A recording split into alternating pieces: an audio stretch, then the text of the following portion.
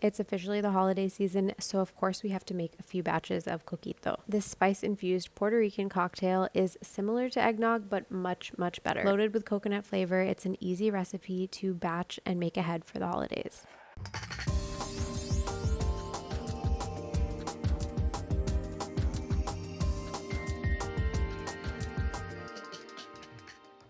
So after many years of testing out different recipes for coquito, I have realized that the key to infusing lots of flavor into your cocktail is by making a simple Puerto Rican style spiced tea. This may sound complex, but it is super simple. We are just simmering some whole spices with water. This is like a shortcut to infusing the cocktail with all of those spices without having to let it sit in the fridge for several days. So we've got cloves, cinnamon sticks, allspice, star anise, and fresh ginger. And we're just adding this to a saucepan with some water, just a little bit of water. We want enough to really be able to get infused, but not so much that it's going to water down our coquito. So you're going to watch this closely and just simmer until the liquid begins to turn brown in color like this. And then we're just going to strain out all of those solid whole spices. And I like to let this cool for just at least 5 to 10 minutes before I blend up the rest of our ingredients for our coquito. So set that aside, and then in our blender, we're going to get started with our 1 can of evaporated milk. This helps to give the coquito that nice creamy, smooth base. And then we are also going in with our can of sweetened condensed milk. I remember growing up, my mom would always use the Carnation brand for this, but the store that I shop at just doesn't have that brand, so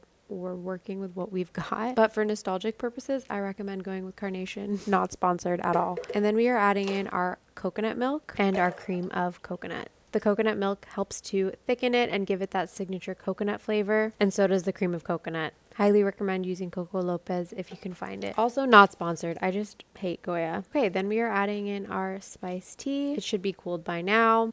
And then our vanilla extract. And I've noticed a lot of people don't do this, but I like adding in ground cinnamon and ground nutmeg just to add some really beautiful color to the coquito and amp up the spice. Then we are going in with our rum. You can use silver or spiced rum, totally up to you, but I do recommend using a Puerto Rican rum if you can find it. Then we are just blending this all together until it is creamy and smooth and evenly combined. Just keep blending for a couple minutes and you should be good to go. Okay, so from here you technically could just enjoy your coquito straight out of the blender, but I do love putting it in jars with a cinnamon stick and chilling overnight. I find that this extra step just helps to really infuse all of those spices into the milk and the cream and everything. But if you're in a rush, it's totally fine to just serve this right away. If you are going to chill it in the fridge overnight, make sure that you shake it up really well before serving it, just to make sure that everything is evenly combined again. And just like that, you've made yourself a classic batch of Puerto Rican style coquito. This stuff is so dangerously good. It's one of those cocktails where you forget there's alcohol in it, so please remember to always drink responsibly. This is such a fun drink to share with family and friends. You can serve it over ice or just straight out of the fridge chilled. I always love dusting it with a little bit of ground cinnamon before serving, just to give it that extra festive touch. I hope you have a wonderful holiday season. Thank you so much for being here, and I will see you next time.